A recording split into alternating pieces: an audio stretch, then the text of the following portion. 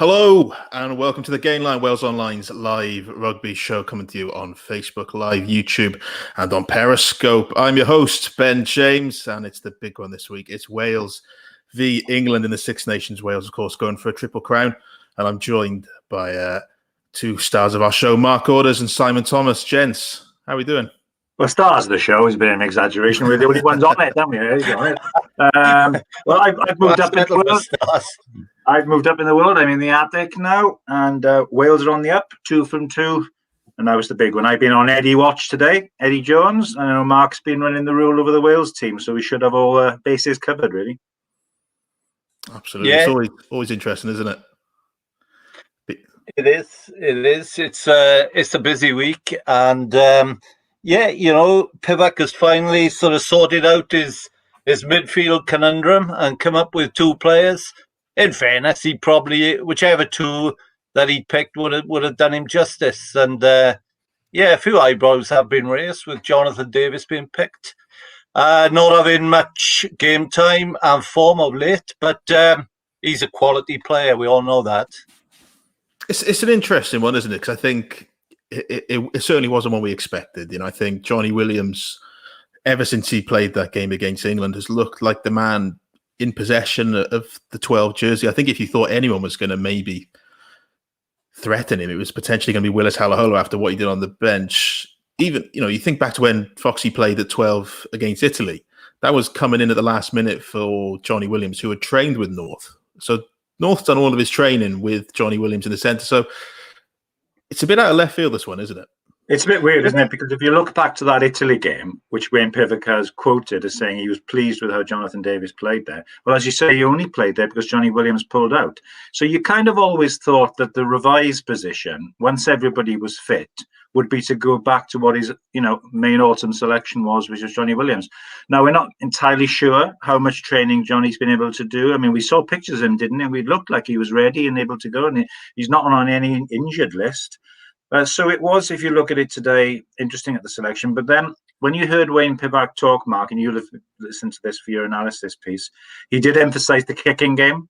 Now, I think it's fair to say that Jonathan Davies's kicking game isn't a thing of beauty, is it? It can look quite agricultural, but he does have a big left boot. We haven't really seen Johnny Williams that much as a kicking option. He's more of a carrying option, which obviously Jonathan Davies is as well. But the fact that Wayne Pivac made a point of referencing the kicking, that does seem to be a big factor. So I guess what you're looking at really is a situation where Wales are going to look to pin England back through their half-back kicking, hardy, bigger, and also in certain situations as an exit through Jonathan Davies, apply the pressure and maybe look to utilise and exploit that poor discipline that England have shown so far during this tournament. So it might not be particularly pretty on the eye for a fair chunk of the game. I think it's going to be, certainly from Wales' perspective early on, it's going to be a lot about power, directness, and the kicking game. Yeah, he's not renowned.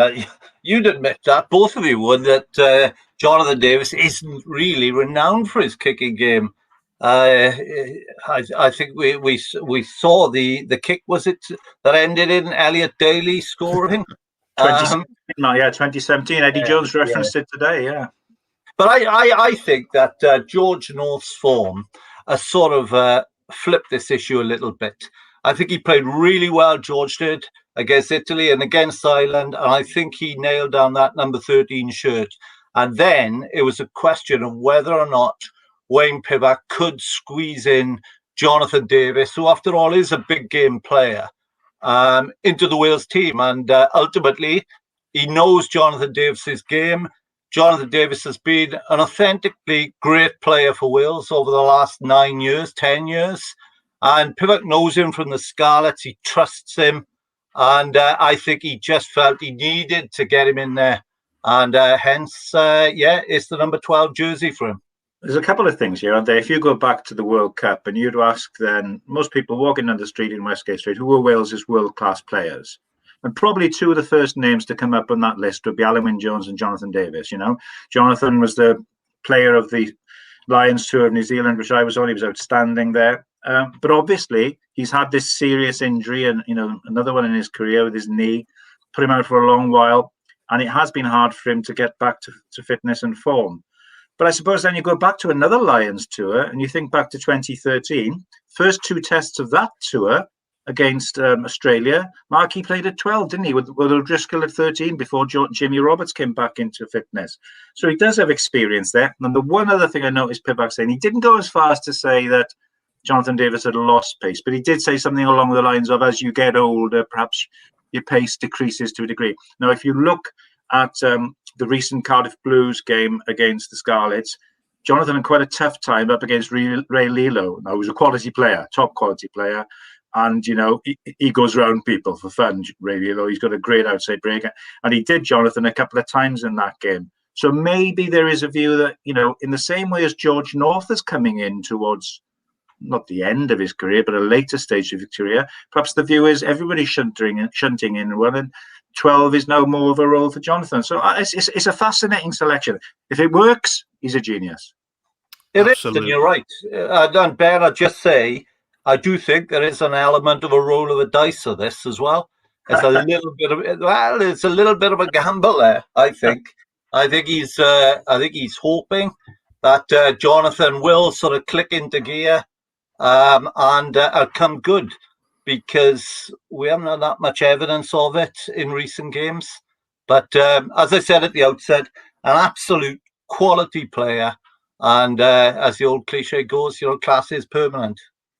The other interesting thing, Ben, today, and he kind of touches on this, Eddie Jones, he brought up the fact that he sees that Wales have reverted to more of a Warren Gatland style, this Six Nations, perhaps compared to when Wayne Pivac first took over.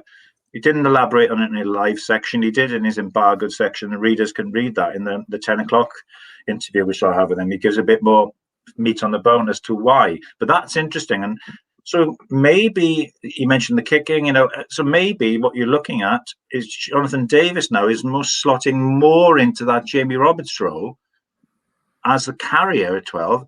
And then what you're possibly going to see is after his initial carrier, because there is threat out wide, you look at it, you've got real strike runners in North, Rhys Samet, Liam Williams, Josh Adams. That's as dangerous a running quartet as you'll have seen Wales have in the outside channels for a long time. So possibly when they do have decent ball, Jonathan Davis trucks it up, quick hands then from Sheedy straight out to George North. That's the way you'd maybe think it's going to go. But I guess all of that comes back to winning ball, doesn't it? Exactly. I think rugby's a relatively simple game. You can talk about Warren ball and how Pivac wants to play, but ultimately it's about getting in the areas and then attacking from there. And I think that's what we've seen Wales do maybe more than they did last year. But talking of North and Jonathan Davis in the centre, of course, we're speaking about the man who's made decisions, but let's hear what the man himself had to say. This is Wayne Pivac talking about those two being picked in midfield. A lot of that's done under Warren, and well documented what he's done in the past. Certainly with this group, he's got a new lease of life. I think the challenge of moving into centre has also excited him, and he's had a couple of weeks in that autumn where we sent him away to club footy, and he's responded really, really well to all the challenges we've put in front of him, and speaks volumes of the player. He's still highly motivated and wants to play for Wales well past 100 games, and I'm sure he's going to do that with the attitude that he's showing at the moment, and I'm sure the form that he'll bring to the 13 jersey. He brings a lot of excitement to the position. I think he's got that outside break. He's big and strong. He can do the donkey work if he needs to in the middle of the park, and Jonathan brings a wealth of experience. And we looked at him as a 12, not as a 13. And the last time he played for us was at 12 against Italy, and I thought he did a good job in attack and defence on that particular day with, just homework on the computer as his preparation and the match day warm-up, as Johnny was down to play and start in that game, and we weren't going to use Foxy at all. So we're thinking now with a good week's preparation under his belt in combination with George, and also how players have looked in training is important as well. And certainly Foxy's looking very, very good from our point of view, and when he pulls that Welsh jersey on, he never lets the team down. It's a big game, and he's got plenty of experience. So there they go. That's what Wayne Pivac had to say. Sam, you look like you got something to add to that. Well, it just made me think, who'd have thought it, that we've got a George North, Jonathan Davis centre partnership, And the concern is more about Jonathan Davies because, we talked for a long time, can George North adapt to the centre role? And then, now we're quite comfortable. Nobody's really sort of raising any questions. Just about everybody had him at 13 in their preferred team, as I can remember, writers, pundits, everybody. The concern is about a guy who's, played in 6 Lions tests and 80 plus caps, world-class player. But I guess that, Mark, is a reflection that it's been a tough 18 months for Jonathan, hasn't he? Or 13, 14 months? It's been an horrendous sort of 17 months for him, really, since that World Cup.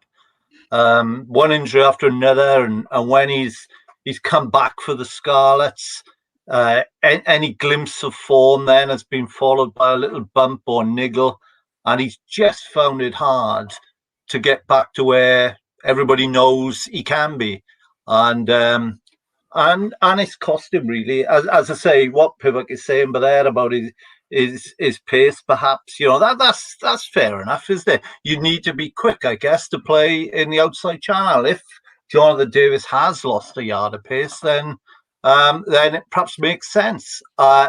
Looking at that mind, I think that I don't think Wales have got the most creativity around there with Dan bigger at 10 and Jonathan Davies, perhaps. There's no obvious footballing influence in that 12 slot there. And you mentioned all the strike power they have out wide, and they do, and with Liam Williams at the back as well.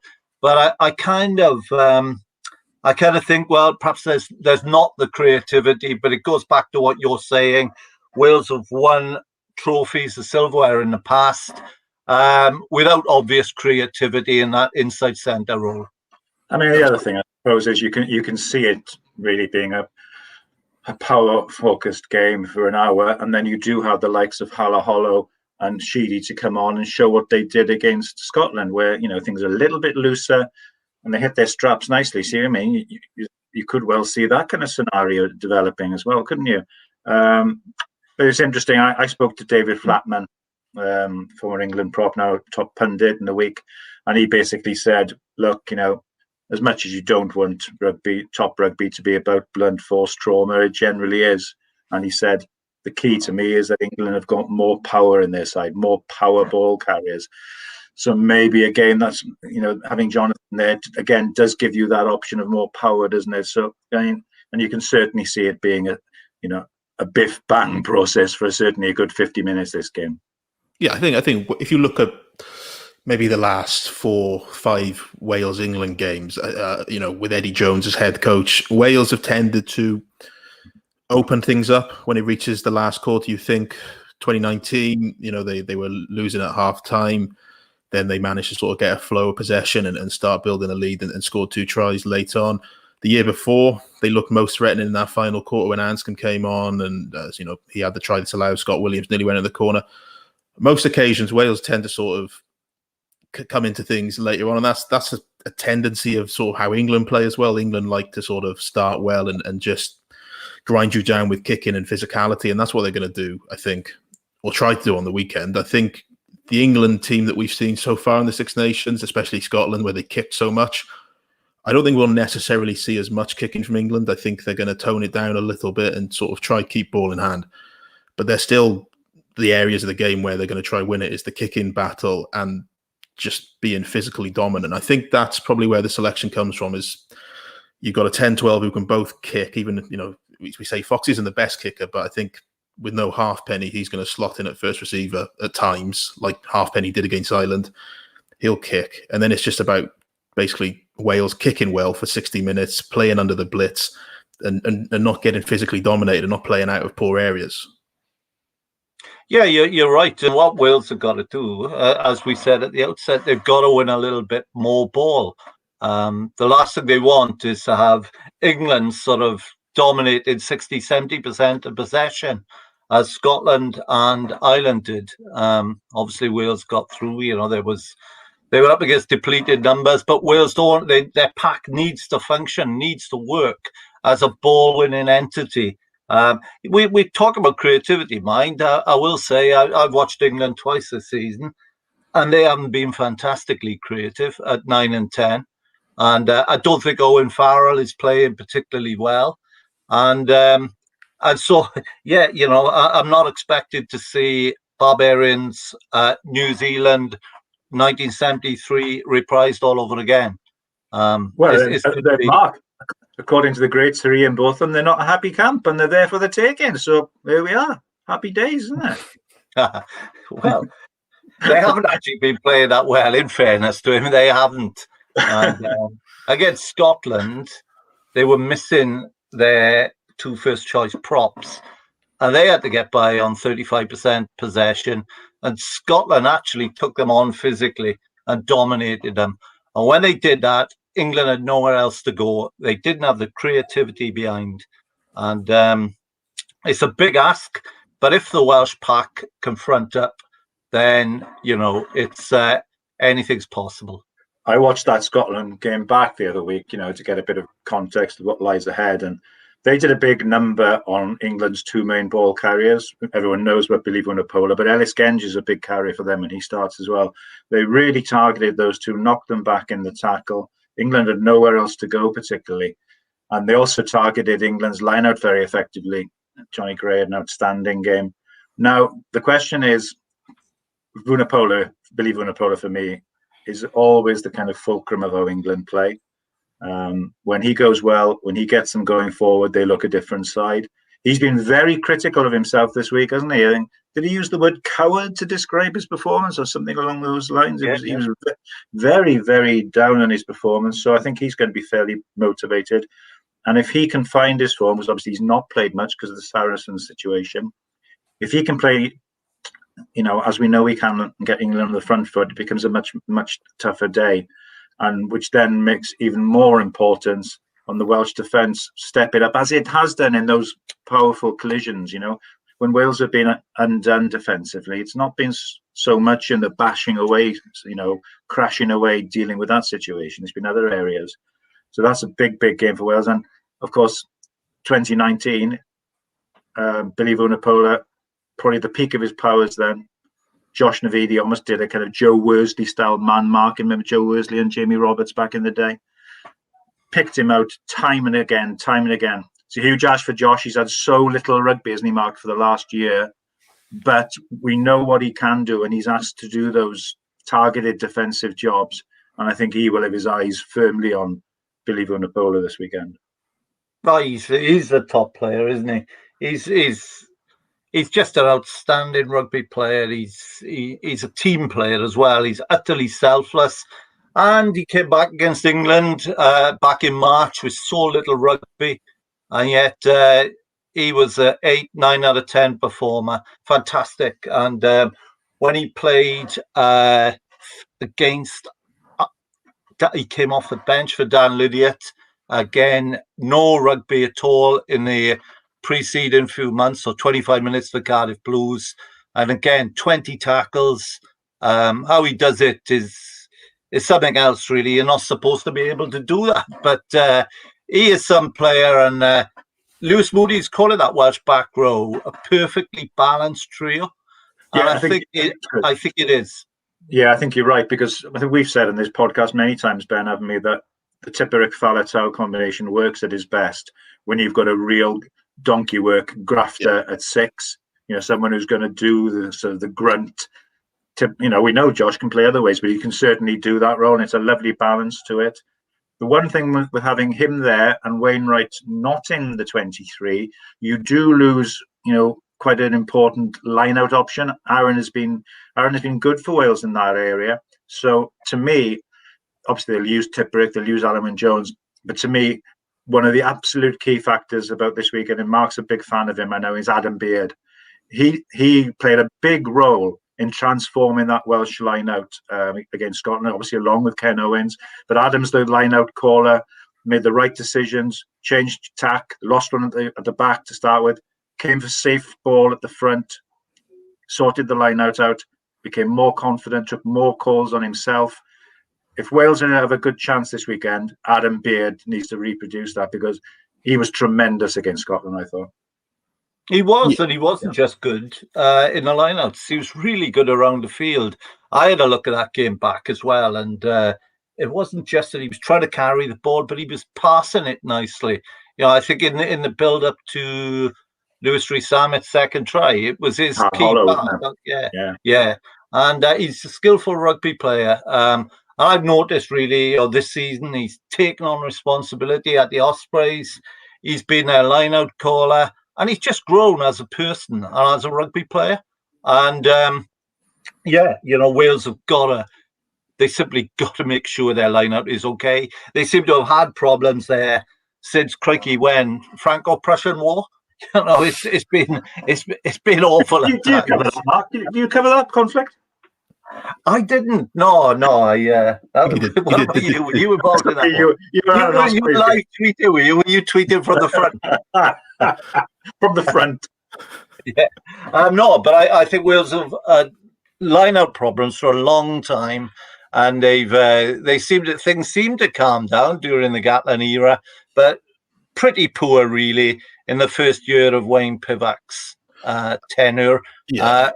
And it was good to see an improvement in the last match. There's a couple of factors, isn't there? I think there, with the consistency of Beard being selected, like they've changed line-out callers. Is it 9 times in the last year? And now Beard's having a run of games. And also it sounds simple, but they're finally learning how to make safe ball effective ball. Last year it was everything had to go to the tail and it had to be risky ball to set the platform to attack in midfield. Now they can hit the front and they can play off safe ball and they can still keep that sort of same platform that doesn't affect their attacking game. So it's good to see how they're evolving that, because that's a sort of trend that's sort of coming on in the club game a lot now, where safe ball is becoming a lot more viable for attacking ball. But it felt last year like Wales sort of had to roll the dice more than they should have. So definitely the line out something that's improving, and that allows you then in turn to maybe not go with Wainwright on the bench and go with James Botham, who looked really good at Murrayfield. And it's the perfect opportunity without if there's no injuries,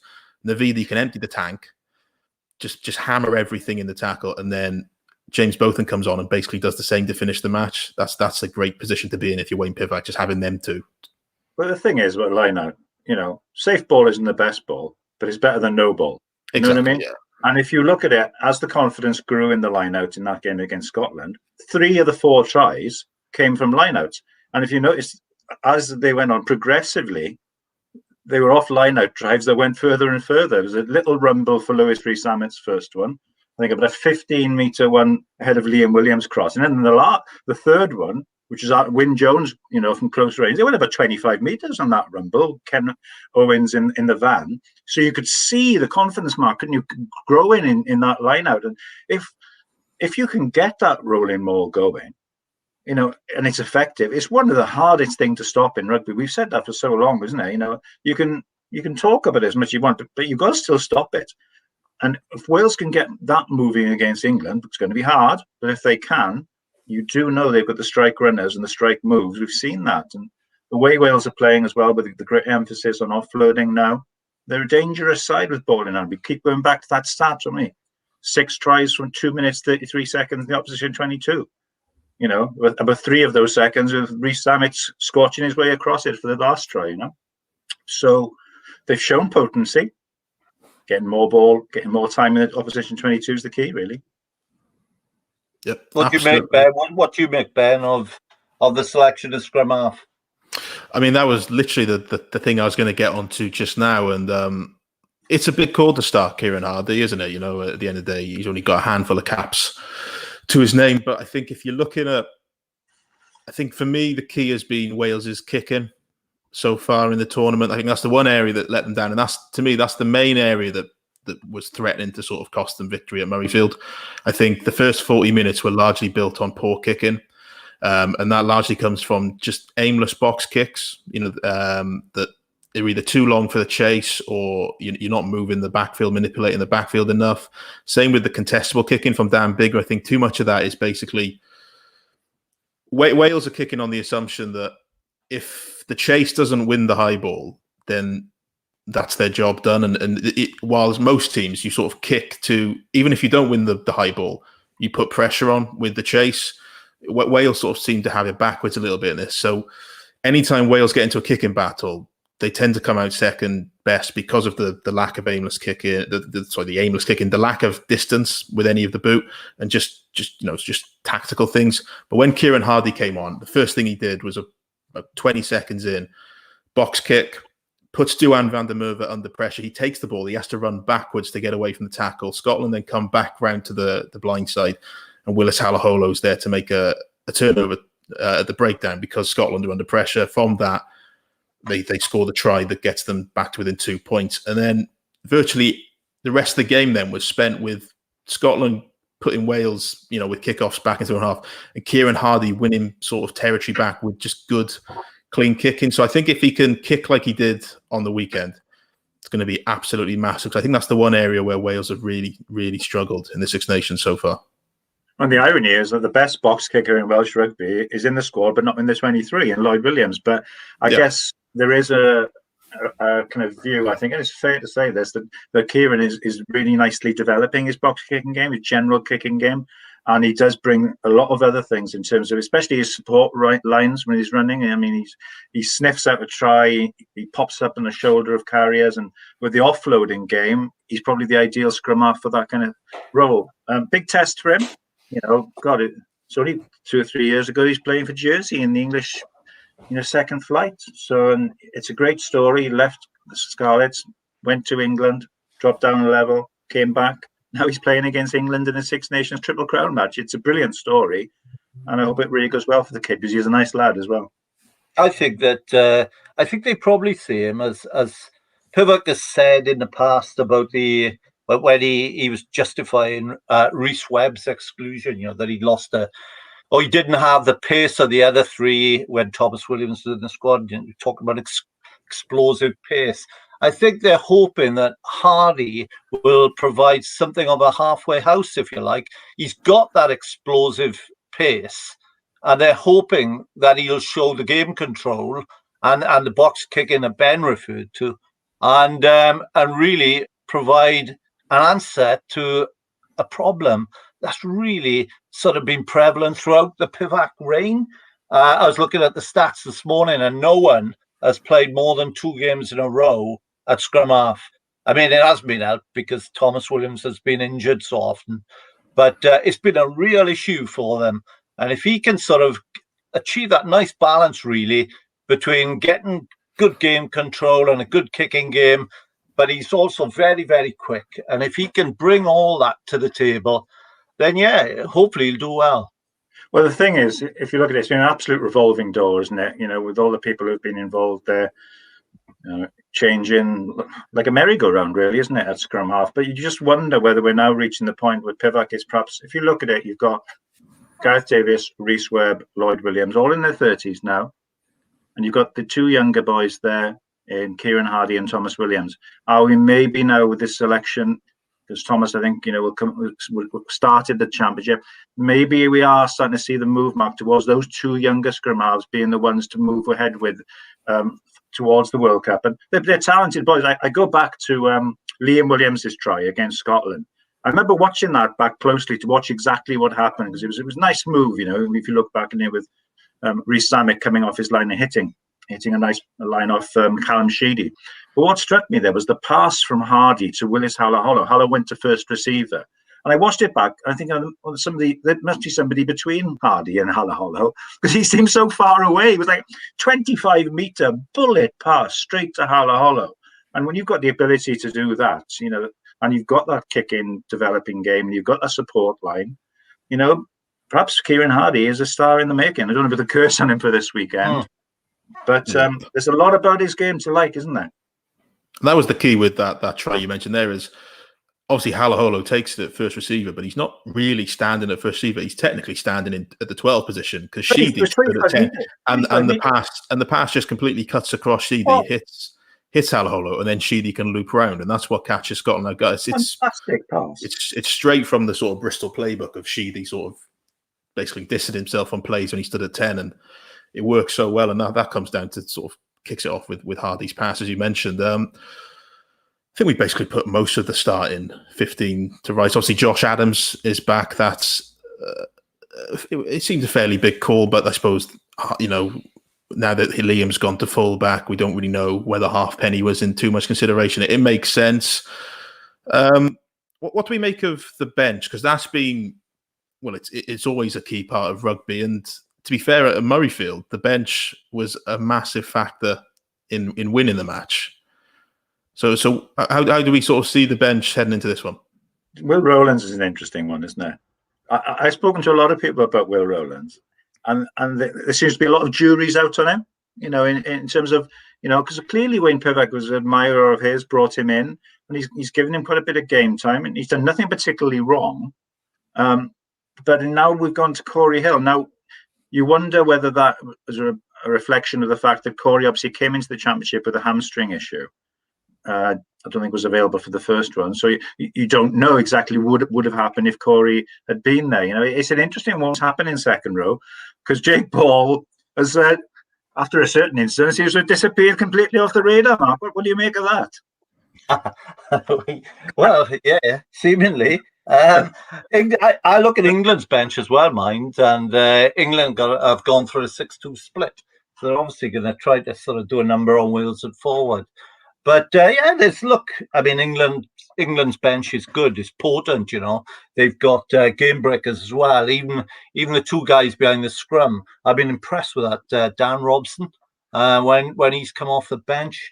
Max Malins is a player you probably wouldn't want to be seeing coming onto the pitch in the final 15, 20 minutes. He's a game breaker, and Wales going to have to be alive to that.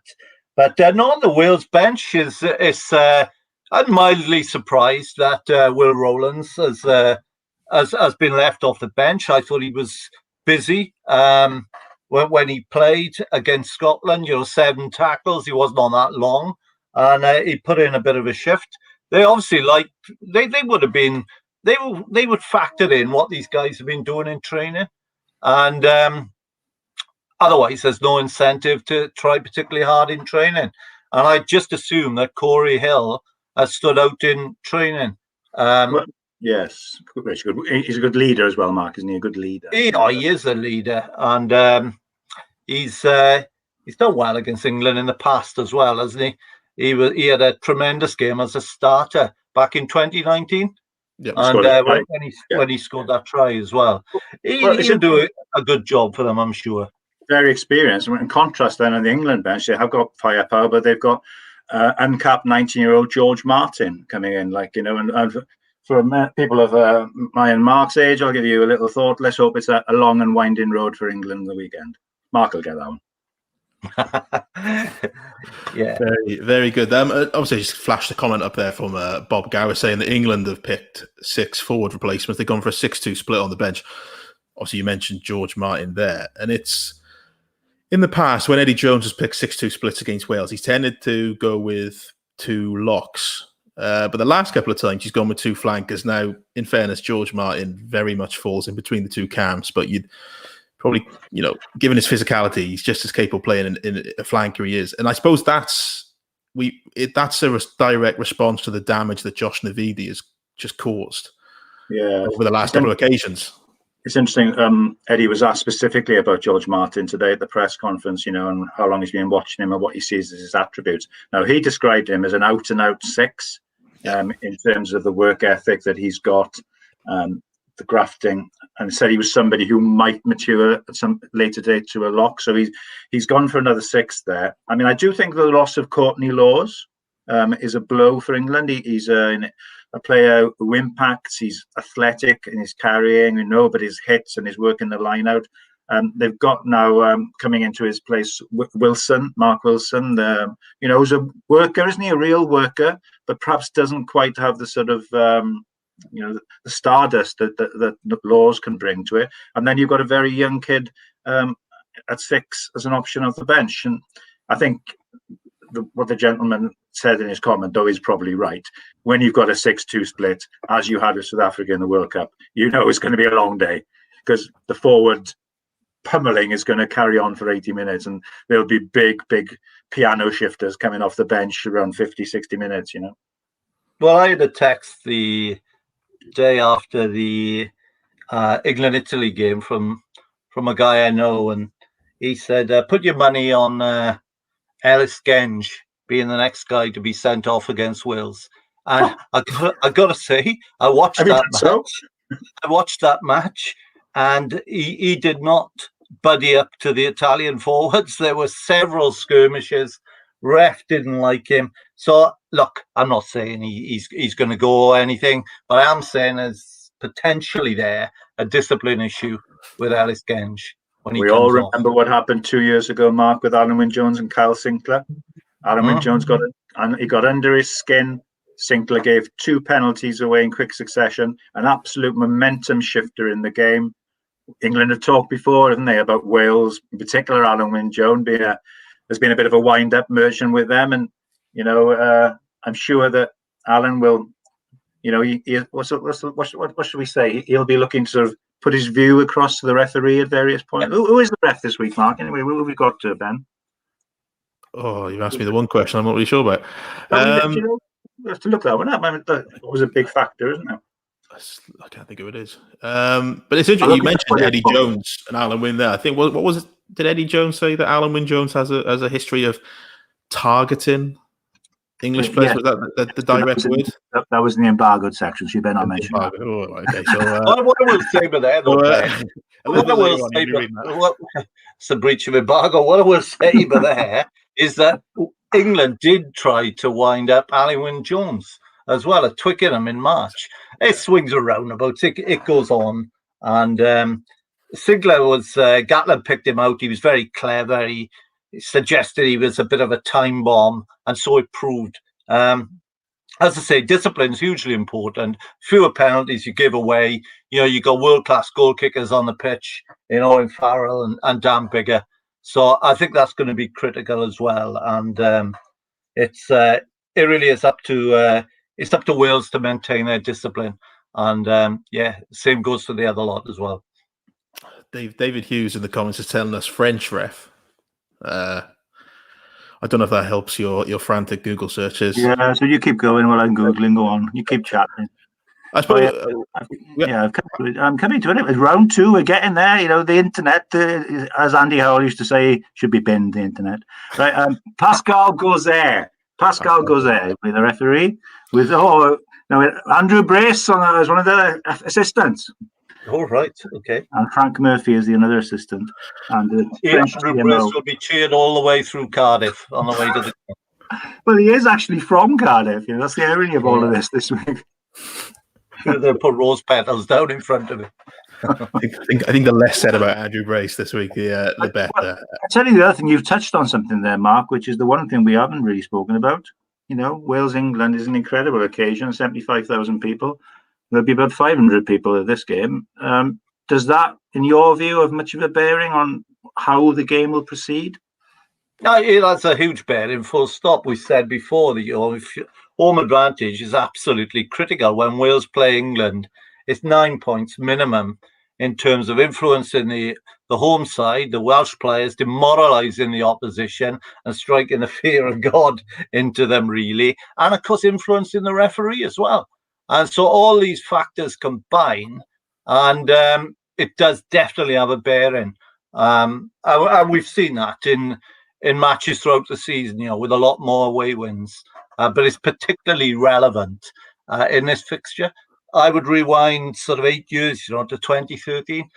I'd say that was probably the best atmosphere I've ever experienced at a sporting occasion when Wales played England. And it's just a crying shame that supporters can't be allowed in. But, of course, that's the way it is. That's the way the world is. Yeah, I mean, there's probably the contenders for me would be other Wales-England games, Mark, at Wembley in 99. Different kind of atmosphere. And then also Wales-England 93, the 10-9 game. I spoke to Hugh Williams-Jones, who propped in that game about it, and he was telling some great stories about that day. That was an extraordinary occasion. And it's funny, isn't it? I've written my newsletter on it this week on the fact that, Wales have become very successful over the last 10 years. Probably their ambitions have increased, the Grand Slam, Six Nations titles, World Cup semi-finals. And England isn't everything now, but it's still the biggest game, probably, isn't it? There will still be more people reading our material this week, more people tuning in than for any other game. And, and who'd have thought it? It's a Triple Crown game. At which point, Ben, I think you then have to ask us for our predictions. Perfect segue. Absolutely. Couldn't have done it better myself. So then, gents, how do we see the match going? Let the man from my state go first. I didn't see this coming, to be honest, naively. That's what I was thinking. I mean, look, I haven't come to even put things down on paper and do head-to-heads or anything, so I'm in danger of seriously contradicting myself, Ben. But I think that Wales may just edge it. I've seen England this year; they're not great, and I think Wales are building. I like the look of their pack, and I think they, if they can if they can win 50% or so of the ball, they may just edge it. So I don't think England are that brilliant, and I think there's enough quality there. If you were putting together a sort of combined side, you'd have a lot of Welsh players in that side, I think. So for me, it's just a narrow Wales win.